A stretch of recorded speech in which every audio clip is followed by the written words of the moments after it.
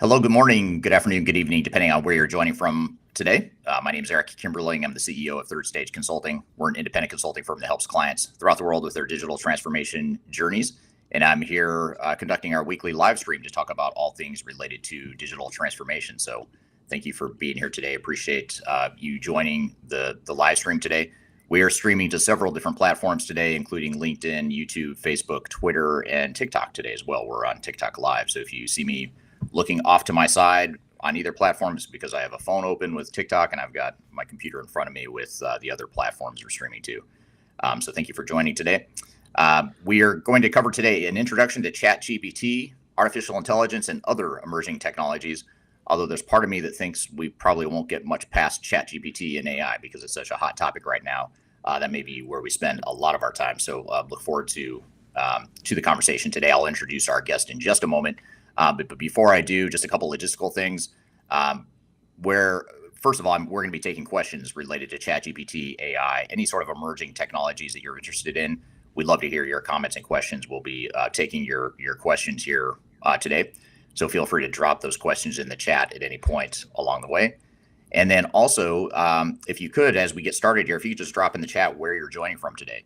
Love to hear where our global audience joins from today. I know this is our first time live on TikTok, so I'd love to hear from you on TikTok. Where are you joining from today? What city and country are you from? Same with LinkedIn, YouTube, Facebook, Twitter, wherever you're joining from. Just drop in the chat where you're from today. I'll keep an eye on it here and get to questions as well. So we'd love to hear where you're joining from today.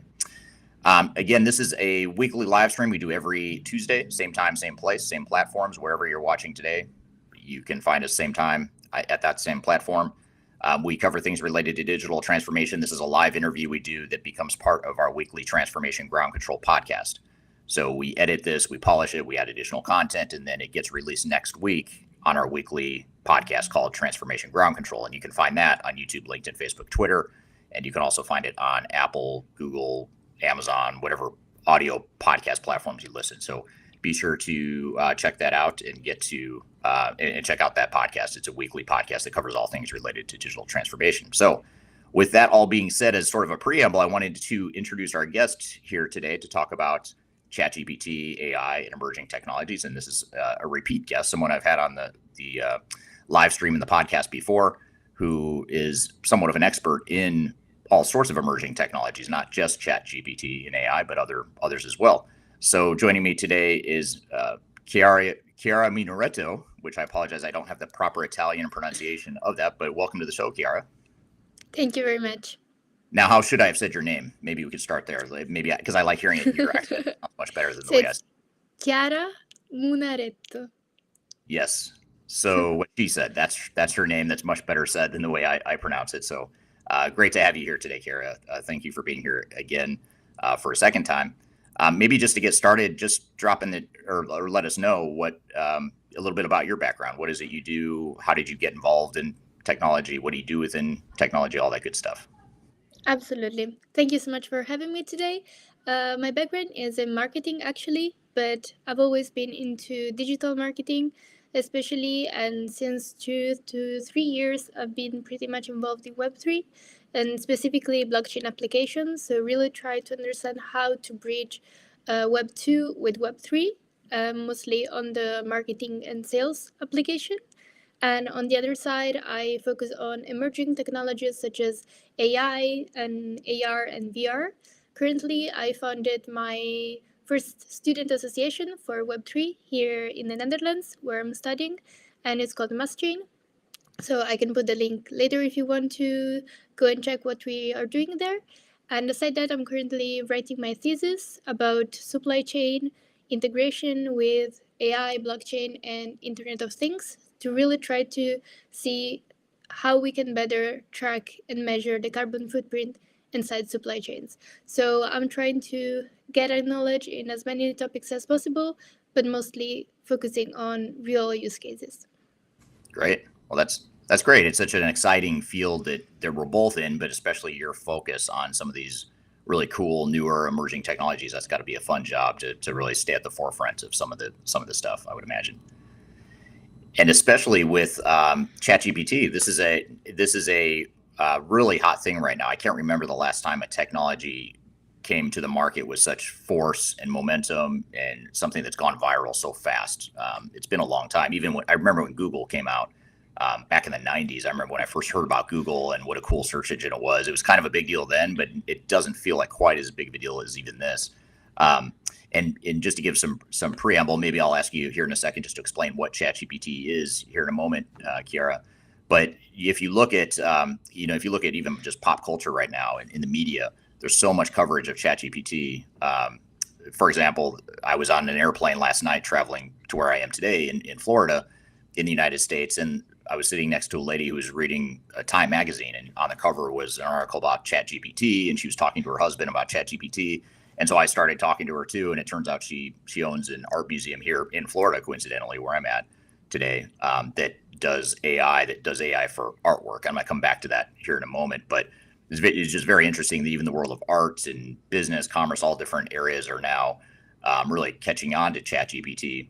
And in fact, one other data point that I'll give you just to share what a big deal ChatGPT seems to be becoming is there's a popular TV show in the United States called South Park. It's like an animated comedy type of show, and they tend to cover a lot of things in pop culture and current events and that sort of thing. And they had a whole episode dedicated to ChatGPT. So I figure when comedies and pop culture references start to pick up on this stuff, it's hit the mainstream. But just to help us all understand, I think a lot of us have heard of ChatGPT, or most of us have probably heard of ChatGPT. Maybe what's a simple way or sort of an introduction to the concept of what ChatGPT is? Yes, of course. Absolutely. It has been like one of the greatest news of all times. Like, especially Bill Gates just like launched his AI reflection, and he was mentioning that ChatGPT could have the same potential of computers in the 90s and so on. So literally being a disruptive technologies. But to give you a quick explanation of what ChatGPT is, so first of all, let's break down the words, so chat and GPT. So chat stands for chatbot, and that's exactly what ChatGPT is. Well, GPT stands for generative pre-trained. So it means that this AI model has been trained with a large amount of data, and this is why it's so successful, because an AI model to function well needs a lot of data. So ChatGPT is a large language model, and you can understand it as a sort of virtual personal assistant. You can ask whatever question you want, and ChatGPT will give you an accurate answer based on the information the data is built upon. So since a month ago, it was actually only referring to data coming from before 2021, but with the new plugins and with the ChatGPT 4, it actually give you real-time information. And especially now they just launched the new plugins, and it's crazy how fast this technology is evolving, because now with third-party integration, you could book a flight directly through ChatGPT just by asking which are the prices, make a comparison, and book the flight directly, all with your virtual personal assistant. So I think it could be very much a disruptive technology. Yeah. I follow there's a YouTuber I follow who's actually been a guest on the show before. His name is Walker Reynolds, and he works in the industry 4.0 and manufacturing space. And he did a video recently on this topic, and he was talking about how he thinks that 50% of the U.S. population, or 50% of the U.S. labor force, will be unemployed in the coming years because of ChatGPT, and he attributes it all to the regenerative AI technologies like ChatGPT. I know we're going to get to this in a moment, but ChatGPT is not the only example. Absolutely. There's other examples. Maybe help us start there. What are, in addition to ChatGPT, which I think is the one that's for whatever reason become sort of the mainstream or the common recognized name, what are some of the other technologies that are similar to ChatGPT that we might hear about here in the near future? Yes, before stepping into this, I think you made a good point, which is about employment. So when we consider employment, I believe that for sure there will be some jobs that will be replaced by AI. But if we think about history, it has always happened this way every time new technology has been implemented. So if on one side AI will cut job, on the other side it will create new types of jobs. So if we look at repetitive tasks, then maybe there's not another job that could be substituted, so it will just be replaced. But if we think about marketing, for example, it's not very much likely to substitute the person itself doing the marketing activities, but it will automate and be integrated with more personalized content for the audience. So it's kind of also changing the way we perceive the job. So it's not more on just on the individualistic, I would say, way, but it's more like also on a shared and collaborative approach to make the user very much valued and give the most personalized content possible. And It's coming good. back to your question, indeed, there are other big enterprises, giant tech that enter this industry. We have Google, we have Microsoft. Google launched Bard, which is pretty much not the same, but it's still a chatbot that will actually be launched soon. It's not yet available, so it's not integrated into Google yet. If you go to Google, you won't see Bard, but you need to join the waiting list to see how Bard works. But the objective is still the same. So to sort of have this virtual personal assistant that gives you more personalized information based on the question you're asking. So now if you go on Google, you see a lot of different pages that may be related, but that don't answer directly your question. You need to read through before getting an answer. Well, Bard aims at giving you exactly already the answer. So it's faster and more accurate. Aside that, a project that I'm really, really excited is actually the one of Microsoft. So it's Copilot, and I think it's revolutionary. But first, we need to understand that Microsoft bought ChatGPT. So Microsoft now is integrating the ChatGPT technology into their Microsoft Office package, for example. So we will see how ChatGPT and this AI language model will be integrated into Word, Excel, Microsoft Teams, Outlook, but very much in, I would say, more productive way. So if you take into account PowerPoint, for example, you could upload a Google Doc and ask ChatGPT or the AI model, can you make a presentation based on this Google Doc? And a few minutes later, you will have 10 slides with the content of that Google Doc. If we think about Excel, for example, instead of writing the formula, you could ask the chatbot, can you make the sum of these numbers? And the sum will appear. And once again, sorry. It's okay. ChatGPT can't help with that. It can't help with that. Exactly. If we think about Google Meets, for example, Microsoft Teams, we could, for example, have already a transcript of the meet, and then directly you will send an email via Outlook of the summary of the email. So in terms of productivity, this is literally 100x. So this is how I also see enterprises moving in the space, because the way teams work together, it will be very much efficient. So on one side, once again, we think about unemployment, because I don't know, now a person to make a presentation, it may take an hour, 2 hour. Now with Microsoft, it could take literally, I don't know, 10 minutes. So then you see how two people still needed? I don't know, it depends. So there's a lot to discuss, but I think there are great technologies that, if implemented well, can really boost productivity. Yeah, yeah, it's great points, and I think what's super interesting is I feel like right now the human race, we all as humans are just getting our arms around the textual aspects of ChatGPT. So being able to enter into the chat, help me, understand a certain research topic. You can do, there's a lot of really menial tasks or writings, I should say, that you can use ChatGPT for.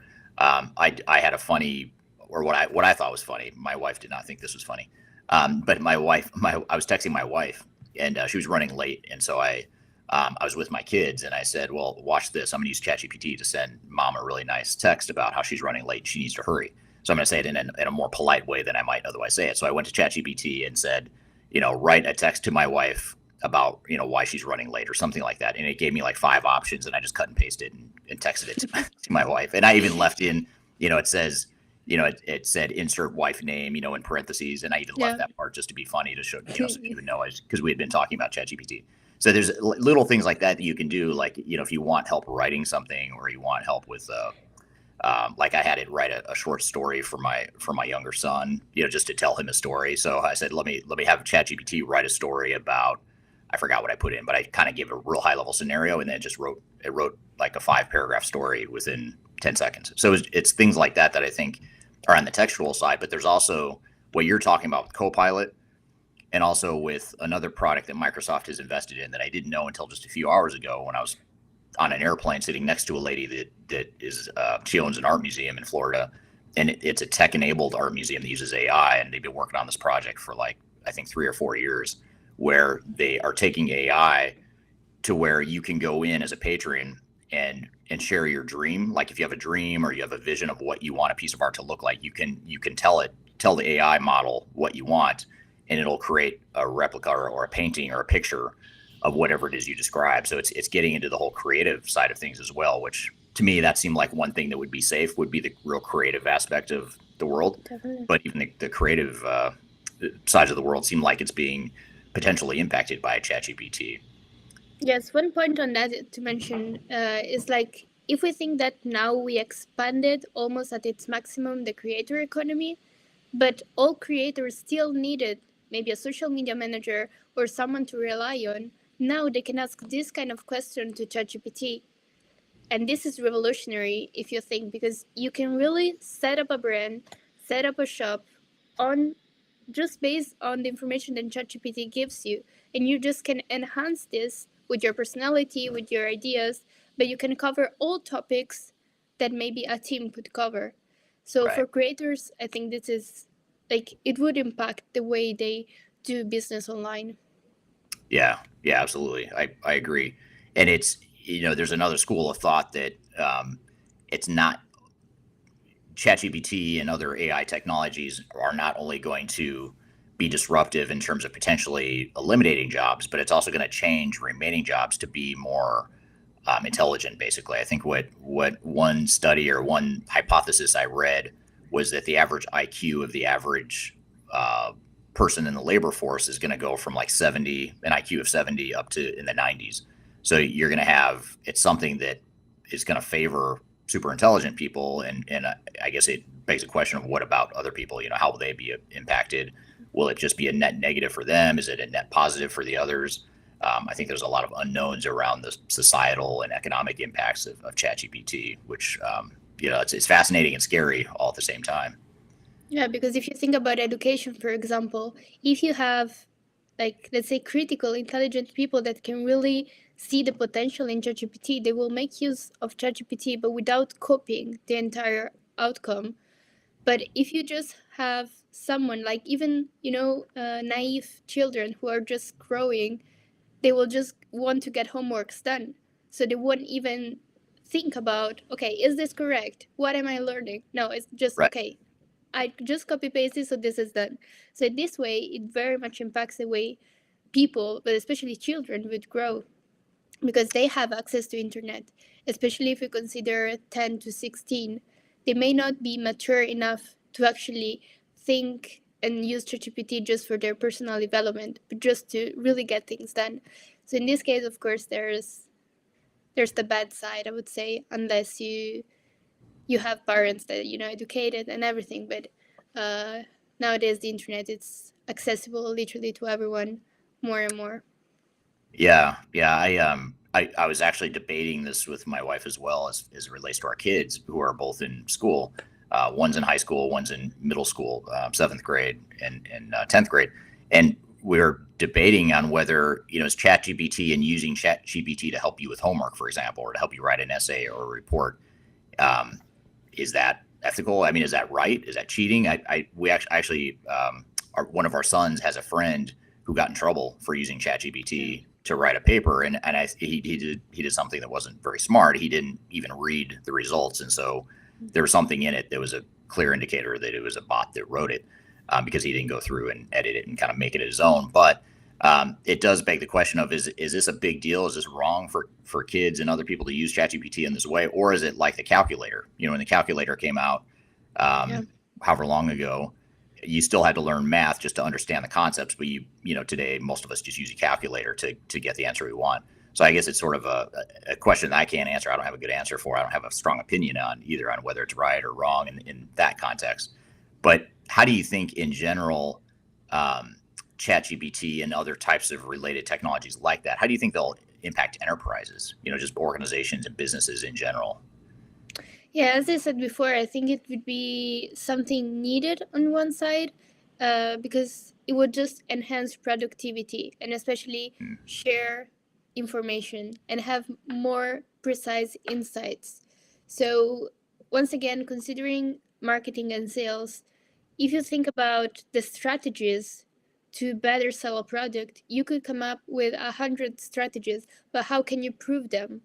So ChatGPT kind of gives you all the steps of the funnel and can really make you, like, help you making better decisions. So the way I use it, for example, I always ask ChatGPT a lot of questions and never rely on the first question. So always try to build upon the answer, sorry, that was given by ChatGPT. But in this way, you can really be open minded at extreme levels because you can build connection in an easier way. Because I don't know, if you want to sell a product and you're like, okay, I'm convinced I will go this way, but then ChatGPT says, okay, but why don't you combine this product with this product and you upsell them? You're like, okay, that's interesting. I never thought of that. So I would say it's just like having a big brain that thinks for all the enterprise, that even if you combine all minds team together, it won't come up with the same solution.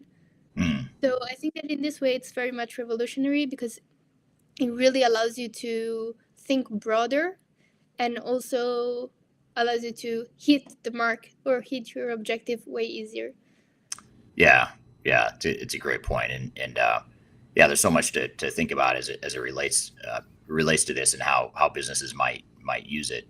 I want to turn to the audience really quickly too, and just acknowledge where a lot of people are joining from today. I'll start with all the non-TikTok platforms, and I'll come over to TikTok here in a second. But joining from we have people joining from Denver, Colorado, Fort Collins, Colorado, Atlanta, Georgia, Green Bay, Wisconsin, London, UK, Montreal, Canada, New Jersey, Scotland, Saudi Arabia, India, Montreal, etc. So Dallas, Texas, and a bunch of other places. I won't list them all, but thank you everyone for joining and for letting us know where you're joining from today. Over on TikTok, we have people from California, Saudi Arabia, as well as Wisconsin and Colorado as well, among others. So thank you everyone on TikTok for joining as well. I want to come back to this one thing about ChatGPT in particular, and I think this might be true for Bard and some of the other technologies. But ChatGPT, one nuance or thing to know about it is that the knowledge that ChatGPT has is largely based on the wealth of information that existed up until late 2021. Is that correct? So any world event or anything that has happened in the world since late 2021, ChatGPT doesn't necessarily know about unless we teach it, unless we show it or we teach it what has happened. And I'll give you an example. I went in and I was just doing some research on the industry, the consulting industry that we're in, and I just wanted to know, does ChatGPT know who Third Stage Consulting is? Do they know where we fit in the marketplace and all this stuff? So I was asking a lot of questions about Third Stage Consulting, and I asked it the question of, does Third Stage Consulting have international offices? And it came back and said, no, it doesn't. Third Stage Consulting is based in Denver, Colorado, in the United States, which is true. We are based in Denver, Colorado. So I had to go back and say, Third Stage Consulting has offices in London and Australia and in South Africa. So I had to tell it that. And then it came back and said it can't confirm it. And I said, okay, well, here's a link. And so I sent it a link to our website that has the contact information of our different offices. And it took a few seconds and it said, you are correct. Third Stage Consulting has offices in London. And it sort of listed off the offices we had. So it's maybe have you experienced this or have you seen this where you sort of have to teach it, and it's a learning mechanism too, and it itself has to learn and we have to teach it. And so back to your point about human interaction, you need that human interaction to be able to direct it and teach it in the same way that it's helping us. Yes, absolutely. But on Chrome, it's actually available an extension that is called Web Chat GPT, and that extension allows you to reach the information of 2022 and 2023 till the ChatGPT 4 will be released, and then the integration will be already inside ChatGPT 4. So from whatever browser, you could Mm, access real time information. So this, I think that will come in the next months. But I think that the interesting part that I was reading this article and they mentioned that basically, yes, ChatGPT relies on the information that is available online and especially on papers and research. But this paper, like the majority of papers or PDFs, report different authors' opinion together. So still, it builds upon somehow the same knowledge repurposed in different ways. mm, So, like, if I don't know, three researchers just present different views of different other researchers, they're not adding a point necessarily. They're just representing the same information. So, still, the way information is presented as an answer from ChatGPT is somehow limited because yeah, it's not thinking; it's just combining the kind of information. So also there, that's why I would never just do copy paste. Like yeah, the way I use this for my thesis, for example, like in Mastic University, we had a meeting with the board of examiners, for example, because they wanted to see how students and the board of examiners feel the introduction of ChatGPT should be considered plagiarism, should be not. So this is interesting, and Mastic University wants to integrate ChatGPT, of course, also with plagiarism rules, so you cannot just copy paste.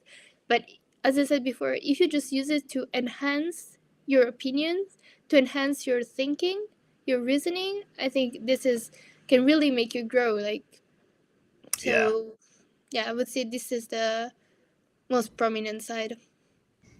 Yeah, and there's also the question I have, and I don't know if you have an answer for this or if this is just an open question that none of us know the answer to. But one question I have is what about the information that we feed it as humans? So our flawed information, our flawed opinions, um, we feed those biases into the AI model. Does that make the AI model biased? I mean, I've tried asking it questions that are very clearly opinion based, like who's the best president ever in the United States, and it won't answer. It'll say, at least when I tried it, it said Yeah. I don't have an opinion on that. It basically says that's not my job to give an opinion, this sort of thing. But the question becomes: is could I or other people use it, not nefariously, not necessarily in a bad way, but even unintentionally, give it biases based on the information that we're feeding it? Back to your point about needing that human analysis and knowing how to understand and interpret. Do you have thoughts on that, or do you know how that might work in the future if it were to get faulty inputs from us or biased inputs from us? Yes, so actually, one key thing about ChatGPT is the way you ask question. So if you will ask, what is the best president in the last 10 years or something like that, it won't give you an exact answer.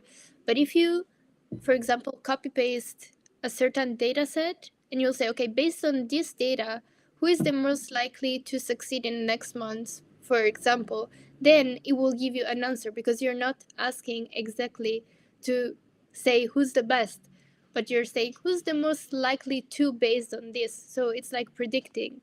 And this is something ChatGPT can do. So one key thing to learn is to talk to ChatGPT correctly. For example, another thing that works a lot is saying act as you were, I don't know, a professor, a doctor, or whatever. So ChatGPT sort of um, personificates that person and gives you advices based on that, not just based on general knowledge, but based on the role uh, it's impersonating, let's say. And in terms of risks, I would say, well, there are many, of course, especially because it's somehow still at very early stage. So the kind of information that is taken is not really controllable, especially for the user. So we just trust the system, but I'm still on a question mark on whether, I don't know, for a year all people are against a certain um, actor, president, persona, and ChatGPT gathers that data. Is that going to influentiate final question, or ChatGPT will just report objectively what people has been talking about lately, Right. because that could lead to misinformation, for example.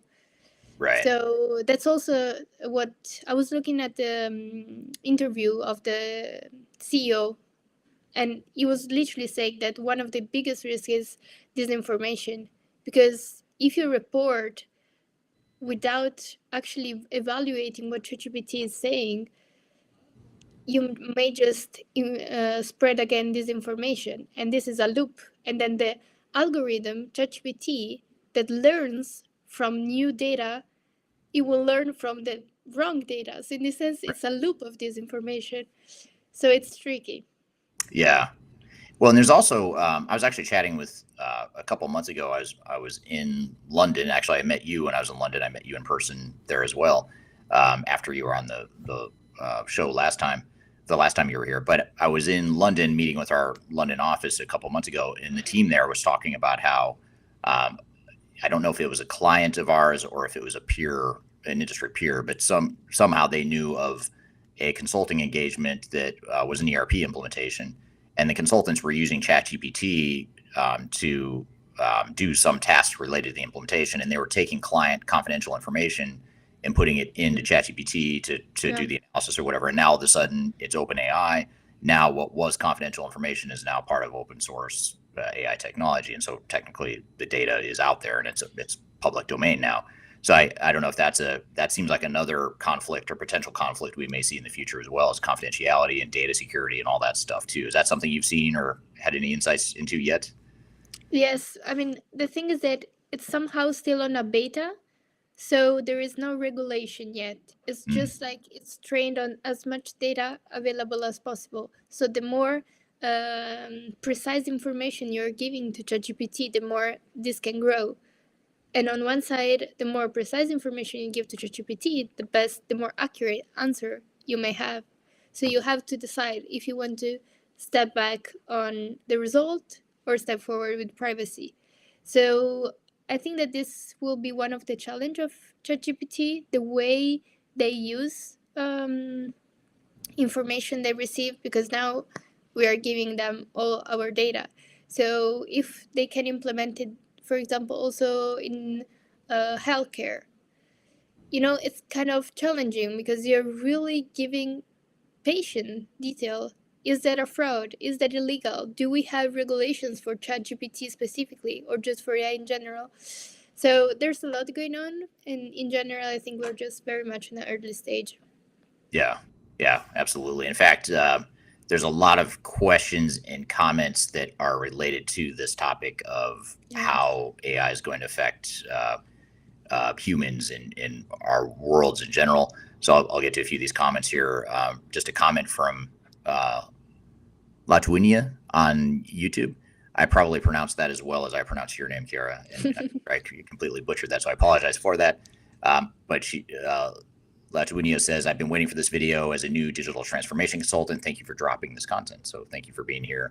A lot of thank yous that came in here. Here's a really interesting article. I can't show it just because it's such a long comment and it won't show on the screen here, but I'll read it to you. And this is from Pretik on LinkedIn. And Pretik says, according to a recent Economist article, even in countries like South Korea that have implemented AI and robotics and actual industry practices, the number of humans to AI ratio is close to 10. So, and I'm not sure what the denominator is there, but I think what he's suggesting is that there's plenty of humans interacting with AI for, as AI has grown in South Korea, so has the number of humans that are using AI or interacting with AI. So the question is, so the latest aspersions around generative IT or generative AI replacing human, I'm sorry, let me say this again. I'm saying this wrong. Are the latest aspersions about generative AI replacing human jobs unfounded? So I guess it's a question. I think it goes back to what you said a couple times throughout Yeah. this conversation: is there is going to be work needed. It's just going to change the type of work that's being done, and it might just totally. It's definitely going to be disruptive, but it may not be something that eliminates jobs as much as we think. Yeah, so another thing that I think it's worth it to mention is that we always need to consider which way we are going as a society. So I think we're kind of moving more and more towards a more individualistic society, so Mm, that everyone has the opportunity to set up their own business, to grow individually, to make a profit for them, and not necessarily work for a company. And whether this is something you agree with or not, I think this is something that will happen, or at least this is the path we are going to. So when you mention replacing human jobs, if we are going in this direction, there will be more and more people that won't be replaced by AI, but just because they will start using AI to create their own job rather than get employed by a company and then maybe get replaced by AI. So I think they're like coming with this. There's also a shift in society, shift in economy construction somehow. mm, So I think there are a lot of things to consider, not just AI is bad because it's replacing jobs and so on. We should consider the overall ecosystem and the values we're bringing forth and so on. right. It's great points. More comments here from this one from YouTube. Grandmaster UV is the screen name on YouTube, and Grandmaster has some funny but insightful comments. I like this ChatGPT and virtual reality matrix. It's awesome. Also goes on to say high tech for the win. And then also a comment here that Grandmaster EV has is it's all about the high tech. I'm all about flying saucer high tech too on top of everything else. So he's equating it to he or she is equating it to a flying saucer on top of everything else, which is interesting. So Grandmaster EV on YouTube is a big fan of ChatGPT. Um, and here's another comment, and this is just really interesting to see kind of people's knee-jerk reactions to this concept of what's happening or how will this affect humans. But Winston on YouTube says it's all about how you embrace the tool, but too early to say on that level of detail for human replacement. I think that's a fair assumption. I don't think any of us really have any idea or know. We might have our hypothesis or speculation of what we think might happen, but I don't know that any of us really fully understand the magnitude of how this could impact everyone. Um, Here's another interesting. This is a comment from Ryan. I'm going to try and show this comment. This is Ryan on LinkedIn. Ryan says, I've been using ChatGPT to make extensive prompts to then feed into Midjourney, which is an artwork creation platform, and the results are wild. When do you see Yeah. connections like Zapier, et cetera, being able to seamlessly connect into AI platforms? And this is true too. There's another product, I think I mentioned it in passing a moment ago, but there's Microsoft has another AI product that I think they've invested in. I don't know that they developed it. They may have developed it. I could be wrong on this, but I know that Microsoft somehow owns or has been involved with a product called Dolly, and it's DAL. Yeah, because it's still like developed by OpenAI. Okay. So there's been like Dolly, the first Dolly, I think it was in 2016, and then there's been the new Dolly 2, and I tried it. It does like the same mentality of Midjourney actually, uh, but yeah, just like great text to image software. So that they use AI models to generate images starting from your input, which is text based. Right. So coming also back to the point of Zapier, it's one of the integration of the plugins that ChatGPT wants to insert. So in terms of email writing, this of course it's crazy. Like you could just have one email ready just by making a few bullet points. And I think that on one side, this is not that bad because if you think about it, every time you need to say like dear, then at the end best regards and so on, it's just like a structure, a formality. What you really need to check in is like the core, the content. But the way you should just be formal, I think as a starting point, as a template, I think it's good. And I also saw a comment mentioning cover letters. Yeah. uh yeah. Yeah. One comment Exactly. So for to cover letters, that's I think something that the company should take care of. So if you want to ask cover letter and you know that people may use ChatGPT, then you should have a plagiarism system.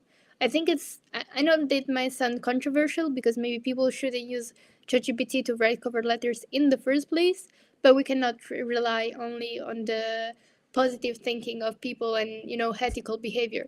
So if I was a company, I would have a plagiarism check before just relying on a cover letter. Right. It's a great point. I think you said something really insightful, which is it's up to the employers or the organizations to see through that and just know that this stuff is out there. One thing that sort of related to this, as far as organizations having to do their due diligence, one thing that um, has come to mind too is that, when you think about phishing scams and things like that, or phishing attempts on email, a lot of times you get, these automated emails that look like you or I, Yeah. but it's not you or I, and it's asking someone to send you money or whatever. And it sounds like it appears as though it's from someone you trust, but it's really a fake account or whatever. The reason I bring this up is that I could also see there being really nefarious uses of AI technologies and maybe even criminal uses of Yeah. AI technologies to replicate you or I, to either impersonate us or use the facial replication or the speech replication and that sort of thing to make videos or audio that look like you or I, but it's not, or anyone. So that's another thing you have to think about is how does this affect crime and sort of Yeah. cyber crime and that sorts of thing. Yeah, I think one of the scariest, I would say, technology that could really impact the way we just perceive humans is deepfakes. Because you could put whatever face on whatever body saying whatever, talk about whatever topic. So this once again relies on the ethical behavior of human beings, but to what extent we can rely on billions of people. So I think that we should really pressure regulations, at least to a certain extent, because otherwise it's just freedom for everyone.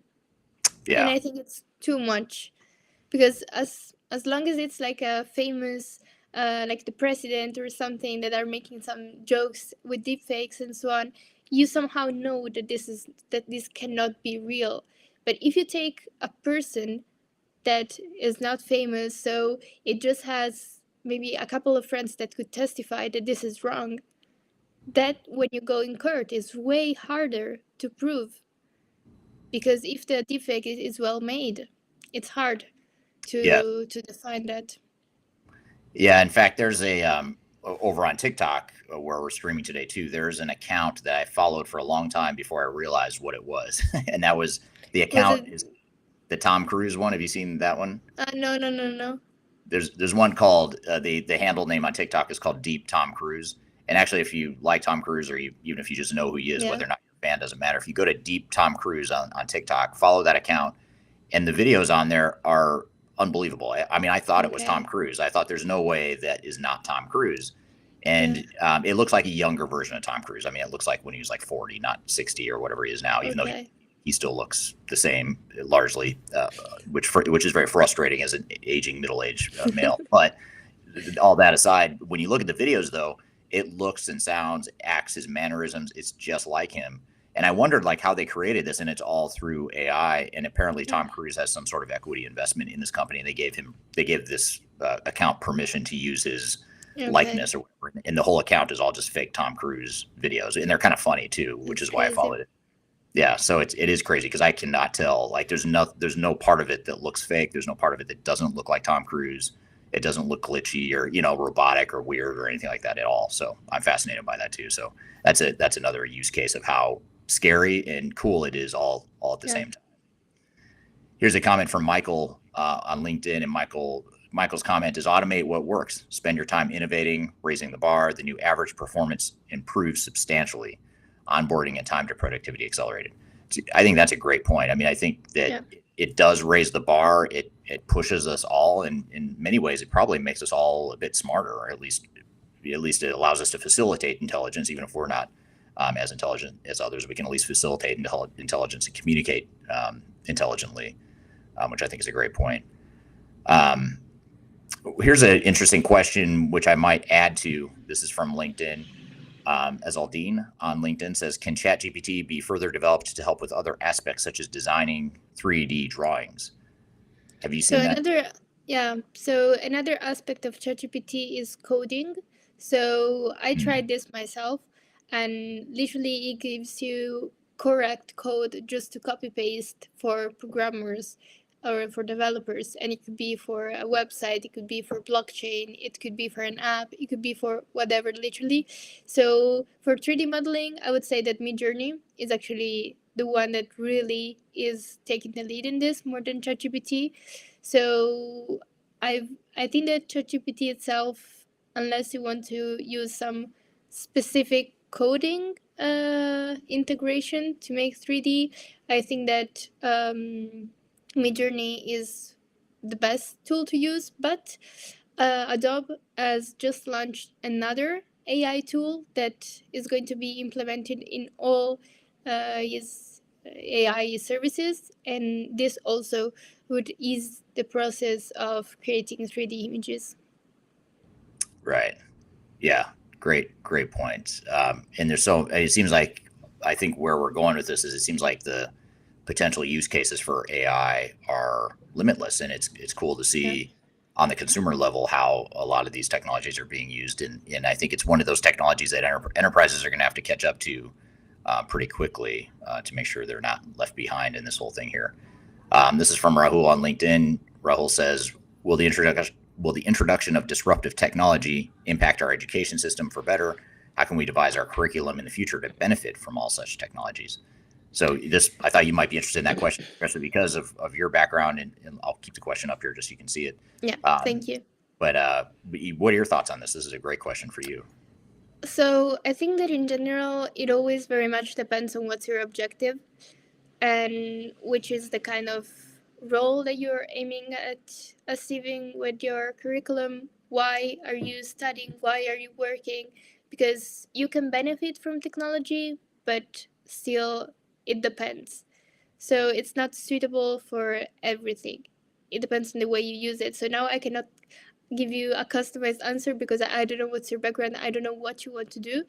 But I would say that in general, if you want to find a job, for example, ChatGPT can really help you in try to scrape among all the internet and try to give you more insights on how should you present yourself if you want to get that job, how Hmm. that job will look like in practice. So it's not just, okay, you have an idea. So actually give you more detailed information on what you're going to do, which are the skills required, but also can simulate an interview. So you could have sort of, you can say, okay, present me a script of 5 minutes of an interview to get this job in X country.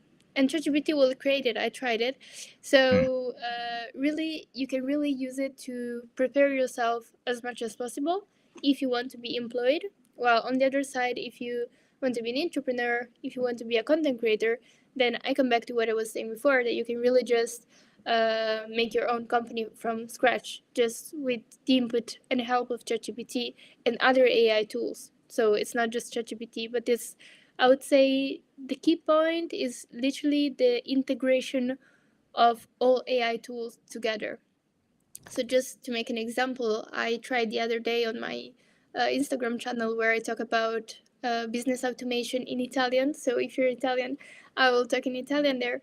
That I just wanted to create a croissanterie, so a bar, a restaurant that makes luxurious croissant.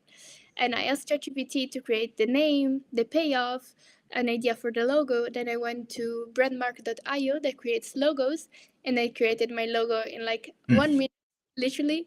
Then I went to durable.co and creates website. So I got the draft of the website in 2 minutes. So I have a starting point from for everything if I want to set up my business.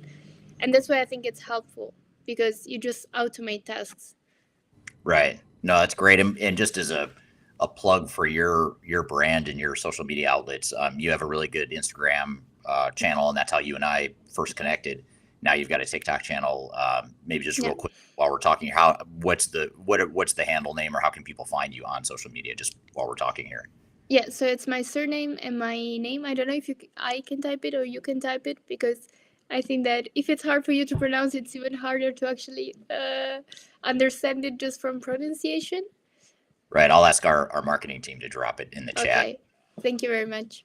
then maybe to Instagram because you have the bigger following there at the moment. But if you're Yeah, on TikTok listening, you can also find her by just look up yeah, Munaretto Chiara. Um, exactly. it'll, but with a better accent, if you think of it verbally. So here's a really interesting question or a comment I think that's maybe worth Hmm. a small debate or a short debate on with the audience. And this is from Jeff on LinkedIn. Jeff says all technology eliminates jobs. There are no telephone operators or humans calculating missile guidance trajectories with slide rules. And it's a great point. He's very right that technology has, through history, eliminated jobs. Yet here we are. Most of us have jobs still. So I guess it gets back to the debate of, okay, let's just assume ChatGPT is going to eliminate jobs. And there's some speculation in the technology industry, for example. You talked about coding a moment ago. There's Yeah. speculation that the technology industry and coders and developers and people that do relatively, I don't want to say commodity based tasks, but things that are cut and dry, either the code works or it doesn't. Um, there's a case to be made that it will eliminate technology jobs, in this case with coders, just as an example. But maybe let's come back to the whole concept of let's think this through. Let's assume that ChatGPT is going to eliminate a certain percentage of developers and coders in the world, in the technology world. What are some examples of what types of jobs might now be created that didn't exist before that might displace those people? And yes, it's disruptive, but at least they have other opportunities they could potentially move into. Do you have any thoughts on that? That's an interesting question. I haven't dove deep in the topic yet, but if we think about that, more and more companies will adopt AI. You still need to think about that new AI models needs to be created. So specifically for developers, I think that it's more than they need to acquire new skills. So if 5 years ago HTML coding was the most needed because everyone needed a website, now maybe AI programming language are more needed. Mm, So I think also in terms of skill, it's somehow all evolving and changing. So the knowledge that you needed before may not be needed, but this doesn't mean that you stop there. If you want to grow, you grow with the technology, and so you learn new things. got But you. of course, this is challenging. Yeah, of course. Yeah. Um, let's come back to another question that you actually answered this in passing earlier in the discussion, but Ruth on LinkedIn asked a question which I think is worth coming back to, or maybe diving in a little bit more, which is, can you identify some use cases where AI can help with repetitive tasks? I know you mentioned a few, but maybe you could reiterate some of those, or some Yeah, additional you've I seen. think this is actually a challenging question because if there's one thing AI could do is actually eliminate repetitive jobs. So helping in repetitive tasks, it's a challenging question, but I think that in general, copywriting, Mm, that it's really the top application now, but also virtual assistant, so customer service, for example, all those tasks that before required a lot of time. But as I just mentioned with the Microsoft Copilot, but there's also this app that is called Tome, like Tome.ai, that just makes presentations, slides of presentations, even automated with a video coming from a text. So I would say that marketing in general is one of the key sectors that involves some repetitive tasks. So for example, if we take social medias, we went from posting directly, so take our phone and post directly, to scheduling, so that you can schedule social medias. Now with AI, you can create a description, you can schedule the post directly, and this is all repetitive task because if you post 4 times a week, you repeat this task 4 times a week. Well, you can just create this at once. So I think that in general, marketing and sales are very much the biggest industry that can benefit from ChatGPT at the moment. yeah, those are great examples. I know for sales, a lot of my job is business development and sales at my company.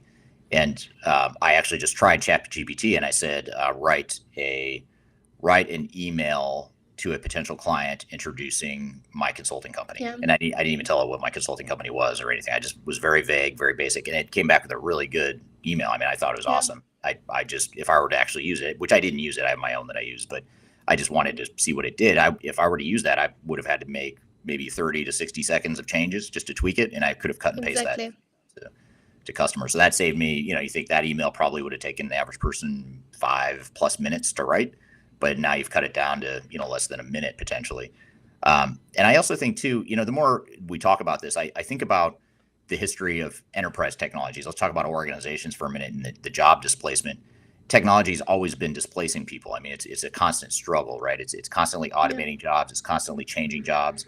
You think about the average customer service clerk that spends a lot of time just looking for information or managing spreadsheets.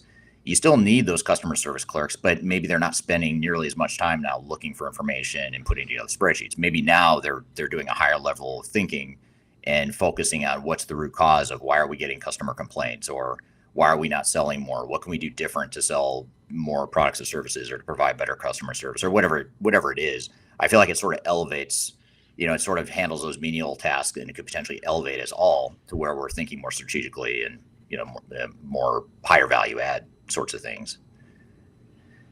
I just Yeah, think it that, just like I would say that it very much enhances the data you have. So one of the key things that I also in the future it will be fundamental is make use of the data we have. So if we don't have standardized data, if we don't understand what we have, then it's difficult to build upon what we are creating. So also find KPIs, find ways to measure.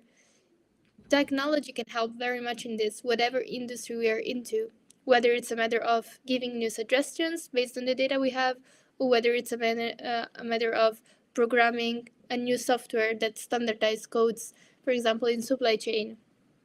Like, there are very much a lot of application, but always everything comes down to data.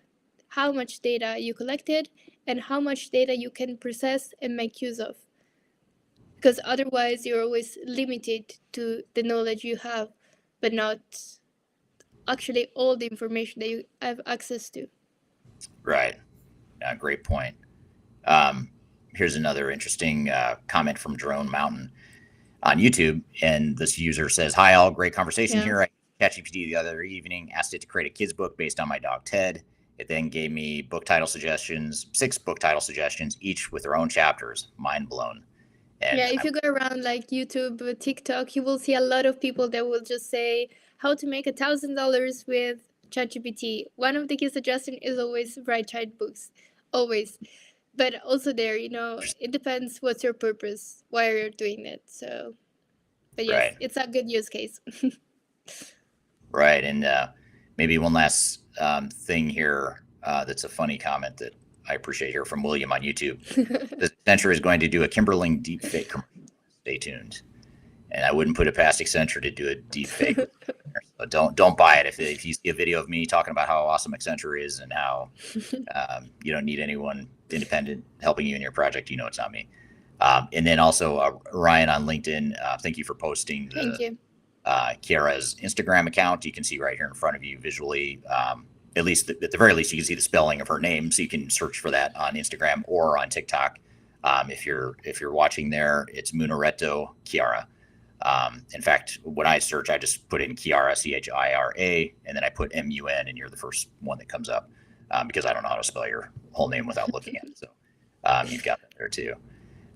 Well, good. Well, I want to thank you for your time here, Chiara. This is a great conversation. This is easily a 4-hour discussion, and I had a Yeah. feeling we wouldn't get past ChatGPT or AI. I think that's its own animal, and I think we spent a lot of time on that, and that's good. I don't think we necessarily need to get past that, but I really appreciate you being here today.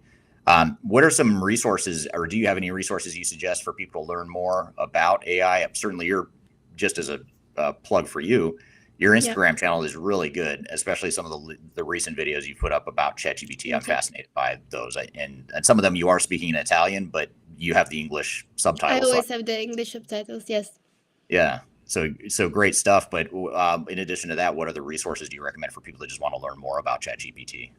Yes, so if we consider the hot topic moment, just like the newspapers, we'll talk about it. So, like TechCrunch, for example, so the ones more into technology, but then just ask ChatGPT, really. So, That's true. if you can just like keep up with the news and try to also find value behind technology, because of course, like, it depends what you want to learn about AI.